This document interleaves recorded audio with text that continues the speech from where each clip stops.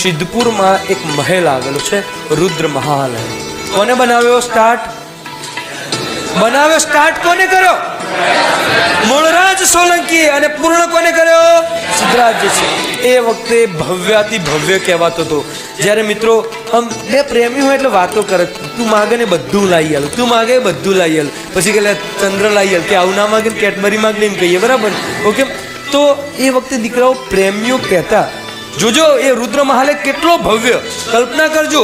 તો એક ગઝલ છે ને, તું માગે રુદ્ર મહાલય તો હું ક્યાંથી લાવી આપું, તું માગે રુદ્ર મહાલય તો હું ક્યાંથી લાવી આપું, હું તો રસ્તાનો રઝળતો ઇન્સાન, તું માગે રુદ્ર મહાલય તો ક્યાંથી લાવી આપું. એટલો ભવ્ય તો તું બધું માગજે, પણ રુદ્ર મહાલય ના માગતી, મારા વશની તાકાત નથી, મારું સાહસ નથી, બરાબર ને?